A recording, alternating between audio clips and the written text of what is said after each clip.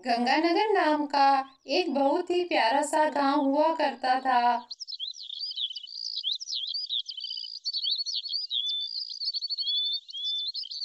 उस गांव में रामलाल नाम का एक किसान रहता था। वह बहुत गरीब था।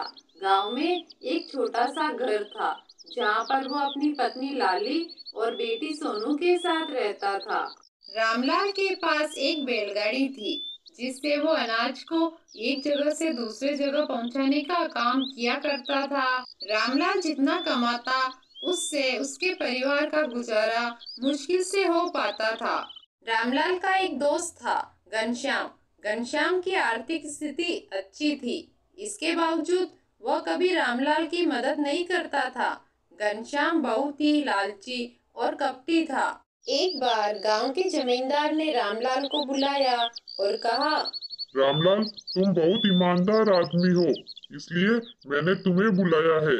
ये अनाज तुम्हें पास के गांव के जमींदार के पास पहुंचाना है। उस गांव का जमींदार तुम्हें तुम्हारी मजदूरी दे देगा।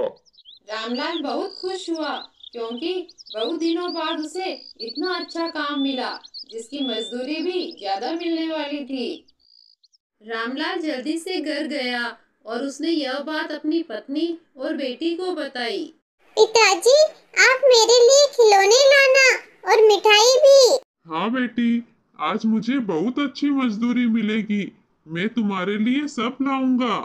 इतना कहकर रामलाल काम के लिए निकल पड़ता है। सारा अनाज बैलगाड़ी में भरकर दूसरे गांव जाने लगता है। वह एक जंगल से होते हुए जाता है।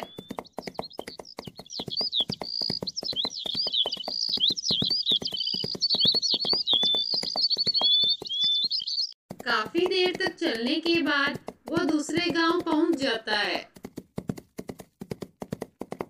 रामलाल जमींदार के घर जाकर सारा अनाज खाली कर कर आता है और जमींदार से कहता है, आपका सारा अनाज ले आया हूँ, आप देख लीजिए। जमींदार सारा अनाज जांच करके रामलाल को उसकी मजदूरी दे देता है। जमींदार से अपनी मजदूरी लेकर रामलाल घर जाने के लिए रवाना होता है।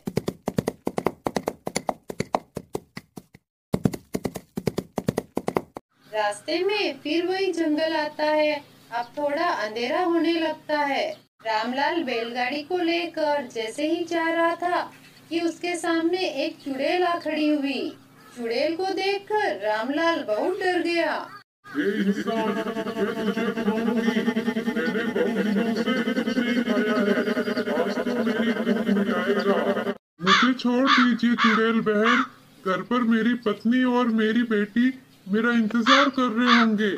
आज बहुत दिनों बाद मुझे काम के अच्छे पैसे मिले हैं। उनके लिए खाना ले जाना है, वे भूखे हैं। ऐसे कैसे छोड़ दूं? आज बहुत दिनों बाद मुझे इंसान खाने को मिला है, नहीं छोड़ूंगी। ठीक है, आप मुझे खा लेना, लेकिन एक बार मुझे ये पैसे मेरे परिवार तक पहुंचाने दो और उनसे मिलने दो, फिर खा लेना। मैं वापस आ जाऊंगा तुम्हारे पास। और अगर नहीं आया तो मैं तेरे पूरे परिवार को खा जाऊंगी, ध्यान रखना।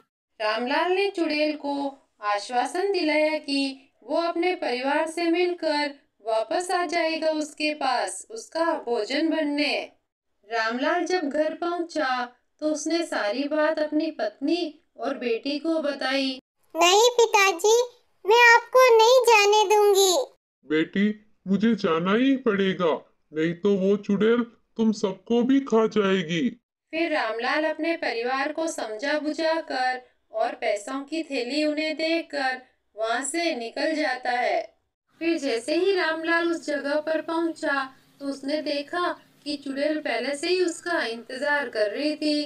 रामलाल चुड़ैल के पास जाकर बोला, ले चुड़ैल, मैं आ गया।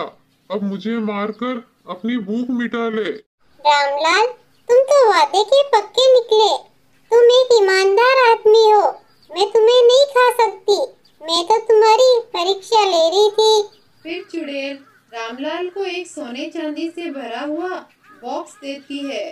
रामलाल वह बॉक्स लेकर घर आ जाता है और सारी बात अपने घर पर बताता है। अब तीनों अच्छा जीवन व्यतीत करने लगते हैं। बच्चों,